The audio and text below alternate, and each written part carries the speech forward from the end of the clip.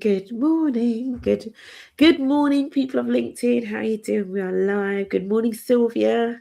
Good morning, Cheryl. You're getting your good morning in first before Adrian. Once. It's the first time ever. Yeah, good morning. Good morning to everybody. If you're joining us on LinkedIn, good morning. If you're joining us on YouTube as well, good morning. It's it's been a busy week. How's your week been, Sylvia? I know we were sort of saying, it's just, life is lifing and all of that. But how's the week felt for you? It felt short, Yeah, very short, yeah, um, and it was like a ride. The rain and the sun, uh-huh, and all these things, the clients, new opportunities, and so it yeah. felt exciting and also exhausting. Yeah, yeah, I hear you. Yeah, good morning, Adrian. Yeah, Sylvia absolutely beat you to the good morning. I still don't know how you do it so quickly, Adrian. But yeah, Sylvia beat you. Good morning, Adrian. Yeah, if you're joining us live, please do say good morning in the chat. Sylvia, it's so lovely having you this side of the camera. I know, I know. And when we met the other day for a short Yeah, kind of debrief, I yeah, just walked into the room, like the yeah, virtual room, yeah. obviously, like assuming that you knew me, but you never met me before. Yeah, yeah. But it does feel like that sometimes, right? Especially when it's somebody that kind of like shows up and we engage quite a lot in the comments or we DM, etc. Then when we, we do this, it does feel as though we've met before. It's strange, isn't it? Because I know there is a lot of criticism about how much you can and can't connect through a screen or in written, etc. And I know that it's very hard to be in person, but I met somebody in person a couple of months ago and we had only ever been corresponding through like emails. I think we'd had a couple of Zooms. When I met her in person, like Mm, we hugged and it literally mm, felt like we had met before. Do you know what I mean? It felt mm, like we had met before. mm. That's the only way I can describe it. Good morning, Nicola Dormer. How are you doing? It's so good to see you. How is the weather doing where you are? It's a blue skies here in Shropshire. I tell you what, we're heading into a heat wave. We Mm. are heading into a heat wave. I think the weather is going to be good for the bank holiday. We've got another long weekend. I tell you what, though, I'm feeling like I need the rest this weekend, right? It's been, as you say, Sylvia, you said it feels as though the week has been really short. I think it's felt quite busy. I don't know whether it's because people are sort of like now rushing, thinking that we're sort of coming to the end of like sort of like the summer term. We know that people are Mm, going to be breaking up for the holidays and all of that. So mm. I feel that there's like a renewed level of pressure almost to get things done, right? Mm. I don't know whether you feel that as well. I think our lifestyles are kind of, taking up speed, you know. Yeah, It feels yeah, like almost like the time is just faster in a way. absolutely, absolutely. So Yeah, yeah, I feel that. I feel that absolutely. yeah. The weather is fabulous. It will happen. I'm telling you, there's a heat wave coming. I heard people talking about it yesterday. We're going to be getting into the 30s next week, which for the UK is Oh tropical, right? wow! It's going to be pretty hot.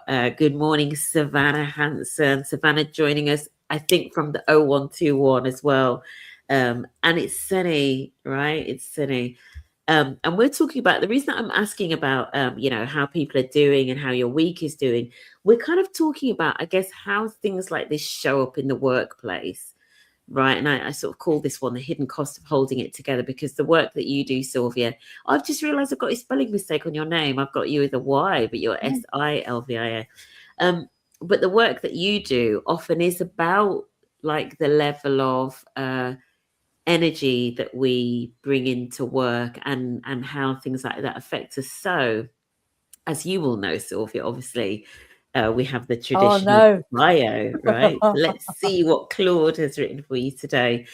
Today, I'm joined by Silvia Causo, a trauma informed coach, keynote speaker, and co-founder of Lead and Belong, whose work sits at the intersection of leadership, neuroscience, and nervous system practice. Silvia works with senior women leaders and founders and people of all genders to explore what lives beneath visible leadership behavior, the quieter layers of adaptation that people develop to carry responsibility, maintain credibility, and remain effective in systems that rarely account for their emotional or nervous system experience. Her approach is warm, deeply grounded in lived experience, and known for the kinds of language that people recognize in their own bodies, not just their thinking. Welcome, Silvia. Thank you. And How thank you, did Claude. Claude do? Marks out of 10 for Claude. I think I'm going to give Claude a 10. Yeah, I think it's pretty. I was dreading this moment because I was like, oh my God, because I am actually the outlier. In the list of your guests, usually I feel like this is a different kind of conversation that we're gonna have today. So I felt like, oh, how am I gonna be received by Claude on this live? So I feel in the outline. Interesting on that one. Good morning, Syed Rahim. Thank you for joining us. Please let us know how the weather is, how your week has been, how you're feeling today. Right, I feel like we're going to be getting a little bit more into our feelings today. So how are you feeling today? Savannah says, indeed, Birmingham is lovely today. You know what's really funny, me talking about the weather? I talk about it, and I know that in the UK we talk a lot about the weather, but when I'm doing workshops, sometimes one of the icebreakers that I use is I ask people to introduce themselves and use a word to describe how they're feeling, but using the weather. So I asked them to say, are they feeling sunny or rainy, or and it's just something that I use. I ask people to describe their mood, but using the weather, which I think is quite interesting. Good morning, Deborah Barney. Happy Friday, or happy Friday, as people sometimes say. So for people that maybe some of your work, there is terms about like nervous system and trauma informed, etc. And some people have probably heard of trauma informed, especially if they work anywhere near, for example, like healthcare or mental health services, for example. But just talk to us a little bit about some of the terminology that maybe we'll be using today and how you got into this field of work. So let's start there, so that we're all sort of starting from the same place. And remind me, because I want to make a point on your exercise about asking people to describe their internal state as the weather. It's very interesting one. Yeah. So how do I get into this work? Very, very briefly, through personal experience. I had one of my children. They became ill with anorexia at the age 12, right, and it's a very traumatic experience for all of it. It's a beast. Eating disorders are a beast. So you, as a parent, you have to take back control of the refeeding process, right? Essentially, you are in charge and take all liberties from the child until they get to a certain stage. When she got to a certain stage where she was able or due to start refeeding herself as rehabilitation process, I was not able to let go of control. Right. It was like I could not let go, because for me, what it felt like, if she stopped eating again, we're going back to square one, and I am so tired. I don't know if I can do this again. And if I can't do this again, who's going to help my daughter? So that was all what's underneath. But it was getting in the way. So I went back into work on myself. Where is that need of control coming from? And I discovered it came from my childhood. My childhood conditioning, my relationship with my mother. So that set me on a journey. And by the way, as I was doing my work, I was able to release that control of having to, dictate everything for her own safety and my own safety as well. I realized that she was getting better because I was able to be with her, accept the situation as it was, instead of trying to fix her, which made her feel that she was wrong. There was something wrong with her because I wanted to try to fix her. So she was able to relax. I was able to relax. And the journey, which is still in a way ongoing, because it takes 15, 20 years to recover from an eating disorder, was much easier and smoother. And then that is my starting point, really the root of my work, personal experience. And then I started the trainings, and I started to go deeper in different modalities, and I really discovered how, you know, everyone functions in life really from a conditioned space. Will self-edit from birth, essentially. We self-edit from birth. We do. Well, yeah. Do children self-edit as well? Absolutely. They are born like expressing themselves fully, and then as they move along life, and as they get educated by parents, as they go to school, they experience things that they inform their own identity. How, you know, for instance, if, I don't know, you are the third child, I'm just giving some examples here, and to get the word in, you need to be like vocal. So, you know, for instance, a church child can become like the joker of the house, because it's the only way they can get attention. Right. Or if the mother is unwell, that child will become, the carer will become responsible for making the mother happy. So all these things just become a natural process. This is why we become unconscious about it, because it's a slow kind of type of conditioning. And is your work then about, so I think the way that I've heard that and what you've explained is that often there's a lot going on below the surface that is underneath a lot of maybe the things that we say and how we show up. And as you say, the way that we self-edit who we are, especially in like corporate workplaces in particular, when I think back to my my earlier career, I was at EY, professional services. I mean, it wasn't even like hidden self-edit. Sometimes you were instructed to self-edit, right? I remember being told to dress a certain way, and there were all kinds of things, especially if while you were out at clients. So, but I think what you're talking about is almost like getting a level of awareness, I guess, around some of those things that maybe we do suppress, or those other, like feelings or situations that have come from wherever that actually do impact how we actually show up in the workplace, even if we're not aware of it, right? So, for example, taking your example, right? You were told at work to self-edit, right? If self-edit was a trigger for you, an emotional trauma in childhood, someone telling you to self-edit as an adult will trigger you. But if it's not like like an activating experience for you, then most of the time, okay, I might just wear something else, right? So you respond in a very different way. So if your boss was a man and your dad was kind of, was judging you or criticizing you all the time, that boss, that man, will just unconsciously might be triggering your relationship with your dad and how you felt and how you felt in that relationship with your dad. Interesting. Very interesting. And as a piece of work, I tell you what's fascinating as well, because obviously you are the co-founder of Lead and Belong, so you work with leaders.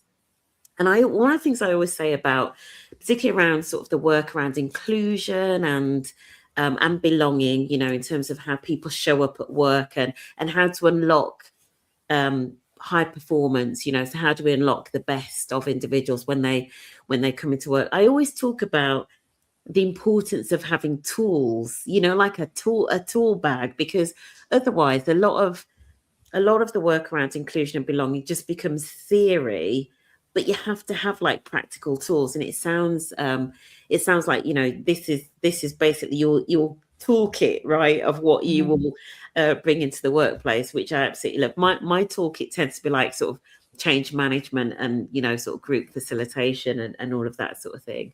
But I want to sort of just maybe get into then, in terms of how these things show up, and especially about like belonging and authenticity. Because when we had our prep call, it was interesting where there is this phrase, right? Bring your whole self to work.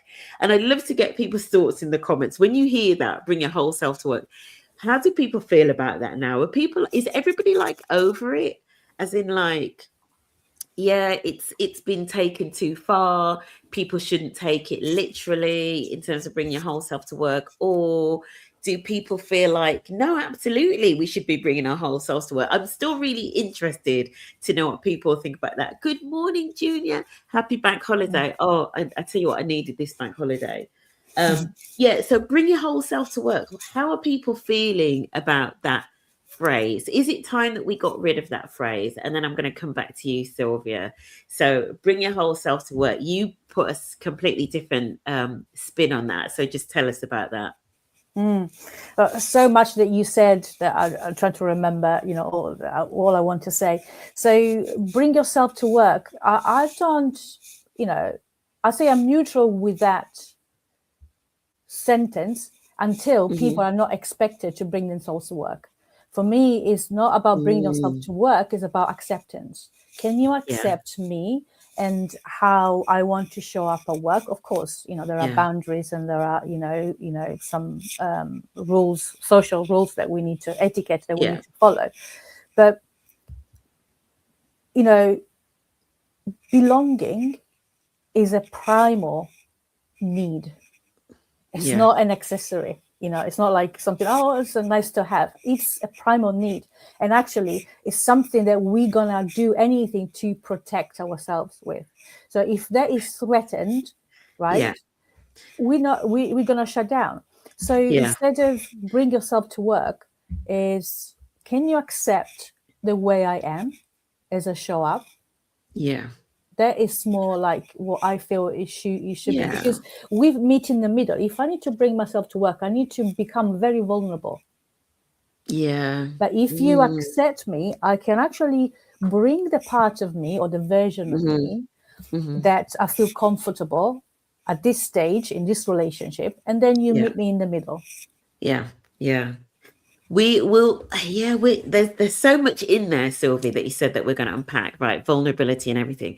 Junior has said here, if I brought my actual whole self to work, I would be #open to work on LinkedIn the next day. I don't believe that. Junior, I have seen you bring yourself to work.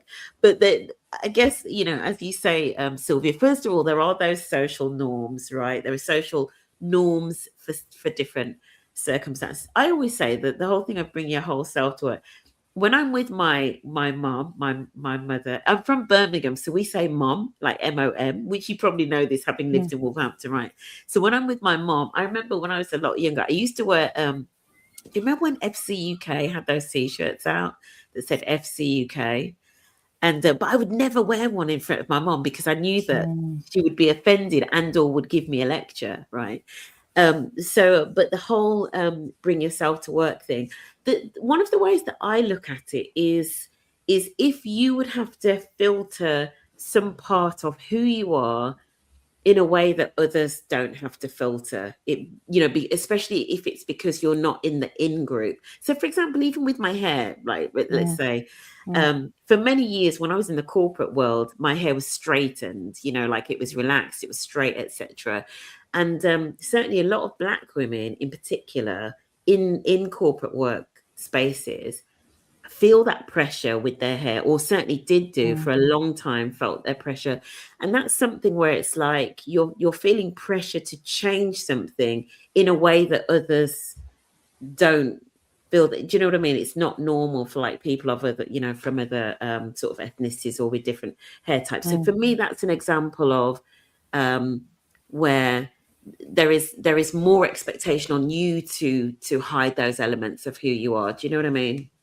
Absolutely. And obviously belonging and intersectionality in belonging and a sense of safety is very, very important, right? Yeah. Because in our world, in the Western world, we expect things to be run a certain way from a certain lens point of view, and everybody else needs to fit in.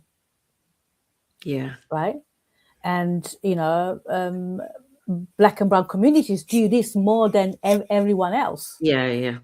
Right. And that becomes so natural that nobody notices it, because you straighten your hair without someone asking you, because you knew that you would be more acceptable. Yeah, absolutely. Yeah, interesting. We're really getting into it today. And in terms of the other thing that what you've said reminds me of as well, I don't know whether you've come across this work, but there is this work around covering, this whole concept of, it's called covering, the fact that we all cover to different elements when we go into the workplace. And so there's some research that's been done. It was first done in 2013, I want to say, and it was a study of about over 3,000 people to look at the extent to which people cover, but it has been updated. I think I might have spoken with Adrian about this actually when we came on. And interestingly, leaders cover a lot. We kind of think, I think sometimes that because people get more senior, that they just get more comfortable with themselves and they'll just show up. But actually, the survey showed they probably cover the most, as in they at times are potentially the least kind of just being themselves. And it links to what you were saying actually about authenticity and vulnerability. And I think, a lot of leaders do really struggle with that. It links to all of the, obviously the Brené Brown work as well. Syed, let me read your thoughts on this. The idea of bringing your whole self to work is lovely in theory. However, when it comes to reciprocity of mindfully welcoming and including everyone, it can often come across as a superficial phrase that puts the action on the employees, whilst the employers can often be as silent or forgetful or mindless as before. I hear what you're saying actually there, Syed. It kind of puts the onus on us to be, as we were talking about, to be vulnerable, to be authentic, even if, as Sylvia, as you were saying, even if there isn't a culture of acceptance, right? And often it does fall on the Black and brown people, as you say, Sylvia, to be like, be your whole self. And, you've got Junior sort of like, opening himself up to the risk of, sort of like offending or whatever. And maybe the environment hasn't actually been created where people can actually be themselves and be accepted. Certainly. Really interesting comment. Any of your thoughts there on that, Sylvia? So this is why I like to work with leaders one-to-one, because they need to understand what it feels like to belong and not to belong. So they can really feel it, themselves, and then you can share an experience. You can empathize with other people at a deeper level, because belonging is not a cognitive exercise. Is felt in the body. Feeling. So unfortunately, you can't write a policy and say, "Oh, we're gonna feel as if we belong here." No, actually, it needs to be a practice that that it's nurtured every single day, step by step. I wanted to pick up something that you talked about. We want to bring ourselves to work so we can be productive, right? If I don't feel safe to bring myself to work, right, or if my adaptation strategies, because your self-editing is an adaptation, intelligent adaptation strategies to cope with the environment around you. If I don't feel safe, I'm actually not using all my brain at its full capacity, because there is a part of my internal system that is trying to protect me, is hypervigilant, is looking for how am I being actually, the version of myself that I need to be to fit in here, Yeah. to fit where I belong. Yeah. The other point, I want to give you an example of, bringing yourself to work, right? A very small example. If there is one person who creates connection, right, in the office, for instance, by kind actions, right, and they like to make a tea, a hot drink for everyone. This is the way for them to express themselves, because quite often people who don't feel safety in the workplace, they actually don't communicate much. They actually show it through actions. So someone Right. likes to make a coffee for everyone, but then that person gets abused because everybody and every day they ask them to make the coffee, or they make it an expectation. That is a violation of the self, right? And it's a very small actions, but it does make a difference. And Yeah. and you need self-awareness to be able to see that you do or say things involuntary, but they are harming someone else. Yeah. It's interesting what you were saying about the cognitive load. And it made me think of, I know when I was talking to you and talking about leaders in particular, that there was a leader that I was talking to recently, and they were talking about almost like the challenge of staying calm, and trying to be more aware of maybe where they were under a lot of stress, right, in a particular situation. And they talked about, I can't remember what meeting they were in, but they talked about having to think to themselves that they needed to, be a little bit more centered and just, I guess, gather themselves, right. And I was talking to them about the impact that, especially as leaders, when leaders are under pressure, or they're annoyed at a situation and they come in, especially in an open plan office, you can feel it. Like you almost can like feel, it's almost like a vibration, like that you feel from the leader. And I feel as though it like has a much wider impact than just on that individual, although maybe it's the same like for all of us. But just something that you then talked about was this idea of the collective nervous system, almost like of an organization. I think you were saying, just explain that, because I thought it was really interesting. There is so much that we can say here, and I'm trying to slow my brain down so I can remember everything. So the ArtMath Institute, they look about the heart, and there is the heart has an electromagnetic field that can spread, meters just around you, and everybody feels it. You can feel that unconsciously, right? So if someone is in, joyful and happy, why, in the company of them, you feel that. You feel like, oh, I feel like my energy is shifting. The same way goes the opposite way. So that is one thing. All this information are like little blocks. Unfortunately, I can't give you a straight answer. The other element is when we feel agitated and we do breath work, okay, and we are using a tool that will calm you in the moment, but underneath the anxiety there is something else. The difference is like doing the washing up every day because you need to keep the sink clean, and how a deep house clean. They're two different things. What's underneath that stress reaction is a different story, and is a story that needs to be looked at. But how you use it, how you focus and center yourself in the moment, is also another level of regulation, nervous system regulation.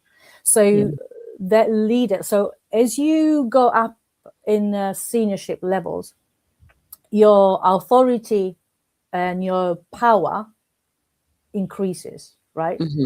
And that can feel really heavy for someone, to be responsible for all these people. But also that is, with authority and power comes also more judgment, more criticism. Right. I mean, how many leaders walk in a room and they know they're being criticized as soon as they leave the office? It is natural, because that is what happens. So I think leaders are, again, victims in, verti commas, but also the product of the culture.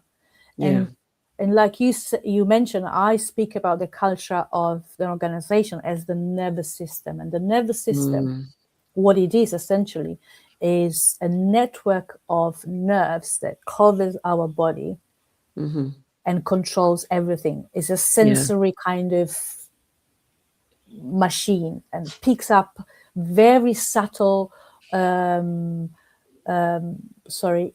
data. The color of your hair, your glasses remind me of someone who, I don't know, my teacher in childhood that, said something horrible to me. Yeah. Your books behind you, your books behind you remind me of my dyslexia. Underneath, there is like sending a signal. Are you really allowed to speak on this platform with Cheryl, who's got so many books behind her? That is informing how I feel. Although I'm self-editing and I'm showing up, very interesting. that is, playing a role in how I'm feeling and then showing up ultimately. Yeah. Interesting. So interesting what you described there, because I think what I'm hearing is that there are lots and lots, especially like at an organizational level. If I just sort of like try to replay that, there are lots of elements that come together and are at play, especially when it comes to leaders. So if we talk about the leader thing at the start, and I'm not sure that a lot of people often think about this. I think especially when it comes to the work around inclusion and belonging, the fact that leaders are under so much more scrutiny, I think actually, especially in where we are currently, leaders are under a lot more scrutiny. And I think, that there's this whole thing around inclusive leadership and what that looks like. But I think also just given, for example, where we are in terms of some of the performance and economic pressures currently that a lot of organizations are sort of facing. So that definitely is going to have an impact on how leaders show up in the organization, and how stressed and all of that, and I know some people may be listening to this and think, oh, let me get my violin out, right, to play for the leaders, but it does show up in terms of how they then show up at work. But it was so interesting when you were talking about all of the things that we take in as individuals. So, for example, for you, whether it's the books behind all of these things that I guess in theory we're juggling in our minds, some of it, I guess, subconsciously, that then affects how we respond. I'm guessing physiologically, actually. It was because it was really interesting when as you were talking and you said something about the breath, I think. And I literally, do you know what I did? I literally, I sort of just took a breath. I thought, I just need to breathe, right, and just lower my shoulders, just because you said that word, which was, I was actually really grateful for, because sometimes I don't realize that I'm like, a little bit tense, in these LinkedIn Live conversations. So that was useful. So there's something, I think what I'm hearing is there's something about almost just like us raising our awareness levels of the things around us, and as organizations as well, realizing that that we do impact on each other, and there are things that impact on us, and how we show up at work, and whether or not we are kind of like fit and well to do like our best work, or actually whether there are other things going on that potentially trip us up or cause us additional stress or get in the way of us actually performing, I think. This is why it's so important that people do their own inner work, because the only person you can control and know the full experience is yourself. And the other thing that happens when you know what's underneath your patterns of thinking and behavior, that you can start to see them on the other people, because this is the point. The stories are slightly different, but the stress, the mechanisms are the same. So some people, for instance, an emotionally unstable family, right? Someone will adapt by shutting down, but someone will adapt being vocal. This is why we talk about the flight or fight response, the freeze response. I think the majority of the people nowadays, especially in this culture and times, are actually freeze response, so almost like a collapse, but they are functioning. This is why when you wake up in the morning, you're tired and you have a shower and then you go to work, you do your work, and then when you go back home, you're totally tired because you have just the word I'm looking for is channeled the little energy that you have into the workday to fit in, to bring yourself to work, in that sense. Yeah, absolutely. Yeah, I also heard, just building on what you're saying there in terms of that tired feeling, right? Feeling tired. I had somebody once say to me that when we are doing work that energizes us, we tend not to feel tired. It's when the work is draining or there's something about the environment that's draining. That's when you tend to get to the end of the week and you're like, oh, I feel really tired. Do you know what I mean? It's there's probably something about the work or the work environment. Let's maybe talk about. Can I say something on that? Yeah, sure. Go ahead. This is totally right because. Oh, sorry, my brain is just gone. So it is true. Okay, that's what I wanted to say. Bringing yourself to work, to a workplace that you don't like, is actually emotional trauma at some level. Every day you go and take yourself put into a place that you don't belong. That is actually chipping away at your mental health, for sure. The other thing that I wanted to say is, yes, if you take yourself to work, it takes a lot of energy to actually take yourself there. Then you have to do the work that you don't like. So this is why you feel drained. Yeah. And also people are, we have a fundamental need for safety, for belonging, but also for contribution and for meaning. So we need to do something that's meaningful. And unfortunately, we need money, and then all society is linked to money, success, buy more, all of this. But really, what we want is contribute and connect with others. Yeah, absolutely. And when you were saying the thing about the heart and the electromagnetic field, and I'll need to look into that. I know some people might think we're getting a little bit woo-woo, but as I always say, sometimes I heard it said on a podcast, sometimes the science comes along and what was felt to be woo-woo ends up being true woo, right? Because the science proves this thing. But there's something I heard the other day about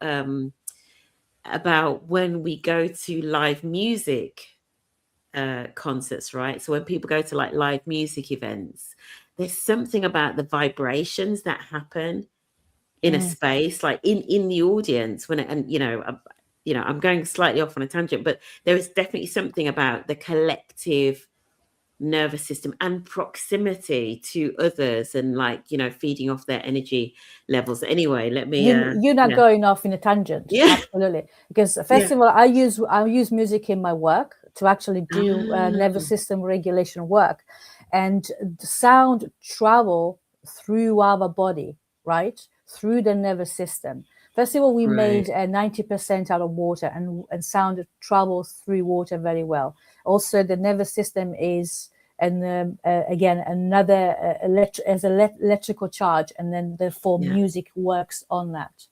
And what happens as well, music is a way we release emotions. And when you're in a concert with one person after the other, again, it becomes a collective nervous system. Yeah. This is when you go to Glastonbury, right? And you get your little bands, and then for weeks you see people around with the bands. You feel like an instant connection, even though you don't know them, because you've been to their experience. I'm talking about 15 years ago. I don't know how Glastonbury is now. Probably a different story. Does it exist anymore? I don't know. But this is the power of community, connection, meaning, belonging. Definitely. I totally hear you. I'm a big fan of music concerts and stuff, and definitely there is something about the energy when you come together. Adrian's point here, we are whole human beings. Leaders are too. They are.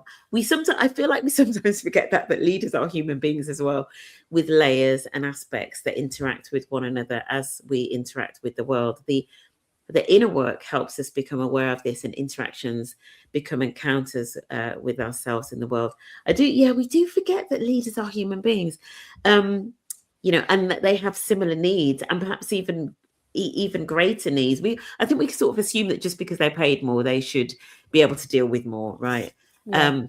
I Tayo think here I think said, I think I think leaders, they don't even realize that they have needs. yeah. Tayo, good morning, Tayo. Hope you're well.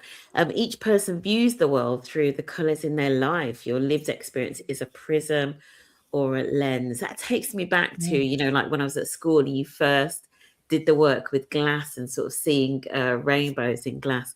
That determines how the person views work, relationships, and communication. Absolutely. Absolutely. And in fact, linking on to that point there, Tayo, just in terms of how everybody views the world differently. This links to something we were talking about this week, Sylvia, where I was talking about a client that I'm working with, where it's in the STEM field. It's a very male-dominated sort of technical environment. This particular client, in fact, I've been working with them for a few years, and they have an issue around gender balance, particularly in the boardroom. At partner level, right? It's a STEM organization. And one of the things that was really interesting, that the HR individual was saying, that it is interesting that at the senior level, the partners in this STEM, very sort of like technical organization, all tend to have, or at least I believe the majority tend to have stay-at-home wives. And they were, I guess, almost like wondering whether that impacts on the ability of those men that are in those senior roles to almost like envisage some of the women in the pipeline being in those senior roles because because of their own experience. So maybe just talk to us about building on what Tyra was saying there in terms of how people's perspectives then sort of like impact them and how they show up, right? Well, in this particular case, they are men and they cannot understand what it feels like to be a woman. And they are married to a woman who is at home, and then they cannot imagine what it's like to be a woman who is at work, putting themselves in a boardroom. So the question is why these women are not coming forward. The question I would ask, what do these women need? Yeah. Because and it's something very different, I guess. Because again, the workplace is just structured for a male, kind of environment, white male, structure. And everybody else needs to fit in and self-edit. So a woman, I think women are very incredible, intelligent. They say, if I go up to that level, is it worth it? Is it worth my self-editing? Or I'm going to just be happy at this level? Not because they're thinking about family. They're thinking about their own, well-being, their own mental health. And how important it is. So the thing that you said there about that those leaders maybe don't know what it feels like to be, and we could almost like input any word there. So if you've got a certain demographic in the leadership, you could sort of say, those leaders don't know what it is to be female, or to be black or brown, or to be gay, or to be disabled, for example. All of those. How important do you think it is to try to get those leaders to feel a sense of that? Do you think that's really important to actually being able to create, for example, that acceptance, like in those senior spaces? Just really interested what you think. There is a foundation of the work that we want to do with Lead and Belong. Because as I said at the beginning, this is exactly it. You need to experience what it feels like to be different, to be able to start to have a glimpse of what it feels like for other people. So this is why I believe that leaders need to do their own inner work, like this unconditioning, deconditioning of the mind, because I know that at some point in their lives, they have felt excluded, they have felt different, they have felt singled out. And once they, if I can get them to experience that themselves, they will then have a different level of empathy, which is not a cognitive empathy, it's a really a felt experience. Like, oh, wow, when I was a child, I really felt, I don't know, that I was singled out at school for not saying the right word at the right time. And they can start to understand what it feels like on the other side, but they have to be willing to put themselves out there, right, to do this. So this is when vulnerability, in a sense, like be vulnerable, be open, becomes applicable in the real time, when someone experiences it and they can understand the other side, what it feels like to feel that way. And going back to the lenses and the prisms, that word, I can't pronounce it. So about childhood conditioning is a felt experience. Sometimes this experience, we don't have even the words because we're children. As we grow up, we attach a language to our experiences.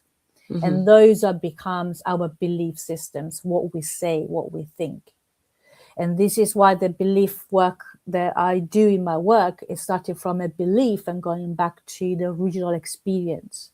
And quite often, when sometimes you feeling something, but you cannot quite say what it is, is because it's a non-verbal experience that you are having. And this is why it's so important, going back to the beginning of this life, when you said, I got this practice that you do, describe what you feel in your meetings, describe what you feel using a word, the weather. What you are doing, essentially, you are facilitating, because it's quite vulnerable to say, oh, I feel anxious. But because they're using a word about the weather, you are detaching from the personal experience, they externalizing it, and they're feeling safer to say, oh, I feel cloudy. Right? You unconsciously working at an unconscious level. You are enabling them to be able to say something that they normally would feel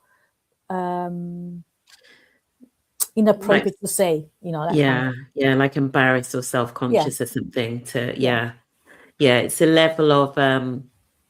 It's a level of being vulnerable, maybe without being scared, right? It shows that and it creates a little bit of connection. That's what the point of it is, isn't it? To create some connection. It's really such an interesting conversation. I'm going to dive back into the comments, and then I'm going to talk about poor behaviors and how they turn up, particularly in high pressure environments as well. Tayo, I think it was about the woo-woo and the true woo. Science often arrives later with an explanation of what was previously known or experienced but not articulated, especially when you think about Western science and Western medicine in particular, because I feel like there are lots of communities and civilizations across the world, but I always think often, particularly in the East, and then also if you think like the First Nations people in, say, for example, the Americas, who they have very different ways of looking at people, right, and spirit and all of that. Now I really am getting like quite woo-woo, and the reality is a lot of this stuff is true, but it's just not really picked up in kind of Western medicine, right, and Western ways of doing things as well. Often belonging becomes real to us when we have a personal experience of not being considered, e.g. if you're a close family member is excluded or discriminated against for a particular characteristic. And just building on that example that Silvia gave, because I was talking about that as well when we had a session this week, Silvia. So I think we spoke on Tuesday, and then I did a call yesterday with a group of ERG leads, and we were talking about the importance of allyship. And that's one of the things I think I was saying to you, that sometimes I've asked leaders, if for example, there was a time when you were excluded or something, happened to you, can you remember a time when somebody stood up for you? You know, like when somebody showed up for you, and then it helps them to even remember what it was like when somebody was an ally for them, you know, and it can be incredibly powerful. Adrian's, but yeah, I feel that the inner work is a way to be more deeply engaged with your life. It's not a punishment, it's not homework. It can be challenging and require courage, but it allows us to untangle ourselves from ourselves. Wow, that's deep. And you know what? Somebody on here said, and I can't remember who it was, but we're not. It's certainly in the UK. We're not like the Americans that are very like into like therapy and all of this stuff. We're still in that space where I feel like we're a little bit scared of doing that kind of like inner work stuff, right? In the UK, I feel it's not. I think it's becoming a little bit more normalized. But to your point, Adrian, around some of this deep work, this self sort of like inner work, I feel it's not as much the norm as it is in the US. I don't know whether you have a view on that, Sylvia, as well. Yeah, I do have a view, and I think there is evidence, my own personal evidence with my clients that have done therapy. Talk therapy again is about staying at the cognitive level, understanding the story, but the story is spoken through the brain and the voice, right? But it's felt in the body. So you need to find, trauma-informed somatic is about, talking about the somatic, in the body experiences to, look at those experiences and how they show up in real life. Yeah. But it's also, I think, very important when you do inner work, it needs to be trauma-informed and nervous system based. But again, not applied at a cognitive level, but a felt experience. Yeah. So I think culturally, yes, because, in the UK, we are like, we don't want to share ourselves, vulnerability, self-editing at all. Hi, how are you? Oh, well, this is why your weather thing works so well, right? Because it allows a little bit of a playfulness in something that, can hide something, serious for people, right? So we are opening up. There is also a lot of bad press for the coaching industry. Let's say all this, again, executive coaching, leadership coaching, strategy coaching, they go to a certain degree, but then they hit a ceiling because there is this underlying mechanism that, you clash against. Yeah. Yeah. And I mean, well, as you're talking here, it reminded me, and I'm guessing that some people will have in the comments will have read the book. It reminded me of the book, The Body Keeps the Score.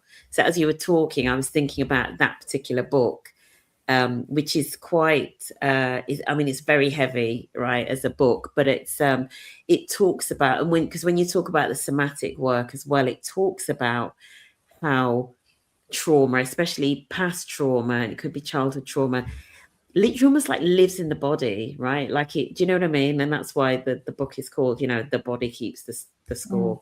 There is a recent paper actually from last week that questions some of the aspects of the book. I haven't read the paper yet, but I will in the next few weeks.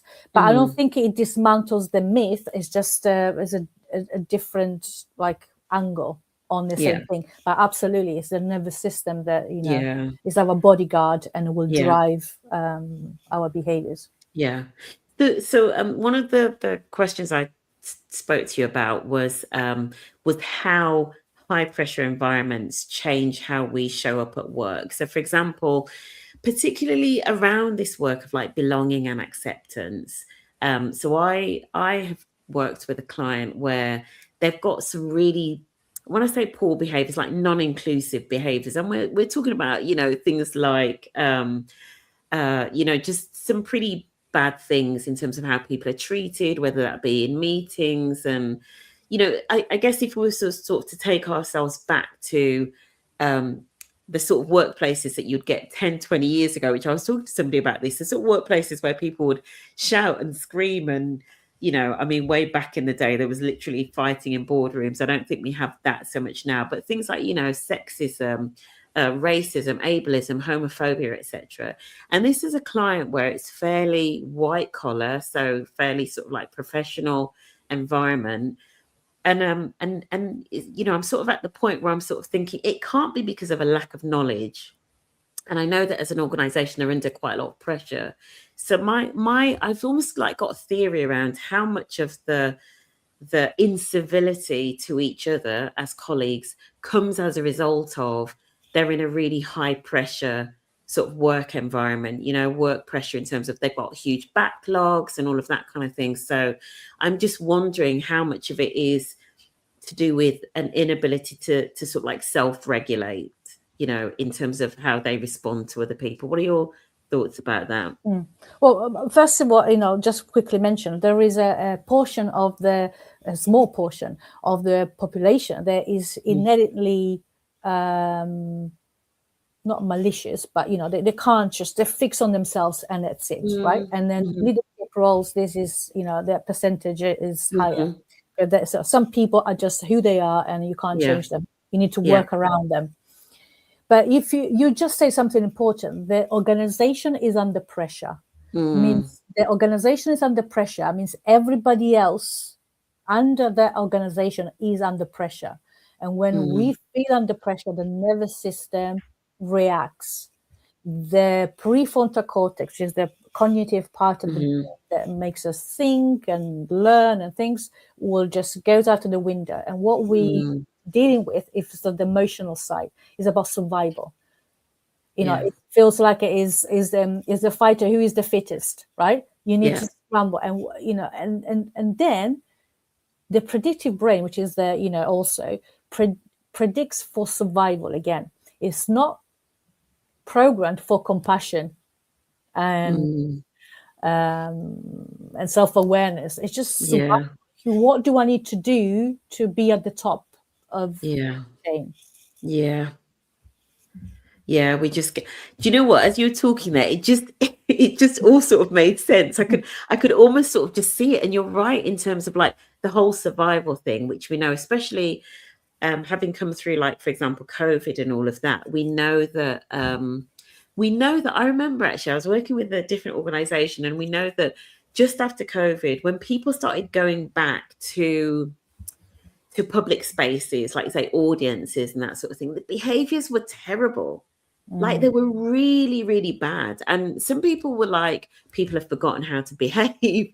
But I think some of it was still, because if you remember, people were still in this fear mode. So people were like getting angry if somebody wasn't wearing a mask, and people, do you know what I mean? It was kind of, there was just something about when people are in that sort of fight or flight, or as I heard somebody call it recently, fight, flight, or the need to be right. It makes people behave in different ways, doesn't it? Right? That as you talked about with the prefrontal cortex, etc. So that's just really interesting, and especially as you say, if the whole organization is feeling under pressure, this organization is kind of like relatively high profile, healthcare, etc., all of those sorts of things. So they're definitely feeling a lot of pressure. So it's really interesting thinking about that. And I guess there's maybe something though about how do they raise the self-awareness of those pressures, around an organization. Again, it's a slow unraveling, essentially, and the organization needs to take it seriously, and starts with first of all, some of the leaders taking responsibility to see how they are contributing to the situation. Like I took my own responsibility to see how I was contributing towards that dynamic with my daughter, and then offering as well to the staff opportunities just to relax. So it's unfortunately it's not an easy tick box exercise. It's complex. It's complex. And also there is an organization in crisis, but then you go outside, there is a world is in crisis. If you're a parent, you're gonna be worried about your children's future for sure. Absolutely. And that puts pressure. Yeah, thinking about organizations, like for anybody that's watching this as we wrap up, and I know I always sort of say what's one thing, and this is quite a complex it's quite a complex challenge. There are so many moving parts because it's a whole system. But what is one thing that organizations can do to start building nervous system safety, or even just to learn more about this and how it affects their workforce? What's one thing that companies can do? Well, like you say, it's complex. I mean, instead of investing in just in like, go a little bit deeper. If something you applied hasn't worked, it means that there is a different need. There is something that is not working. So, I'm just going to say this, with Lead and Belong, we are actively seeking for organizations who want to run a pilot with us. So we can bring this deeper work in a way that can work for a wider audience, because I understand that me working one-to-one with leaders, it's going to take me as far, but not as far as I want to take. So I'm trying to find ways I can apply this knowledge and this work in a way that can actually travel through the community of an organization, or in a wider sense through the community faster, because there's so much need for absolutely levels of burnout and stress are through the roof. Yeah, there absolutely is, which is why this is almost like a continuation of the conversation last week, because there is such a need, right? So I mean, so where can people connect with you and maybe find out more about the pilot and how they could get involved if they're interested? Where's the best place to connect with you, Silvia? So LinkedIn is the best place for me. I have a personal website, but there's a Lead and Belong website.com. But the best way is to talk to us, because I think this work needs to be felt. For me, the way I connect, when people talk to me and maybe have a little experience of the work, they said, oh yeah, I understand it. Because it can feel like, it's too much, it's too overwhelming, because there are so many components. But when we are in place looking at the dynamics, because we look at the people, how respond to the words, to what's said, to how things are done, then you can start to see what's happening in real life. In real time. Absolutely. I mean, I have found it absolutely fascinating, and it's definitely got me thinking. I've got when I'm working with clients where I'm doing big group sessions, it's definitely got me thinking about how to do those and how I can raise almost like that awareness of what's going on under the surface. I'm really thinking about that. Especially with the group. So for those that have been watching, I definitely encourage you to get in touch with Silvia, find out a little bit more about this under the surface work, right? The nervous system work, the collective nervous system of the organization. So thank you so much, Silvia, for joining and for having this conversation. Thank you. Can I just take 1 minute to actually, I forgot that I have a tiny baby Substack account where on that I am actually exploring this idea of doing for white people work on racism, and then looking at it from a nervous system point of view. What happens to us as white in the community that in a way makes us silent when we see the injustice, when we see the inequality. And I really feel that is a very important kind of type of work that we have to do right now. Like the bystanders. What's your Substack called, Silvia? I think it's Silvia Causo, I think.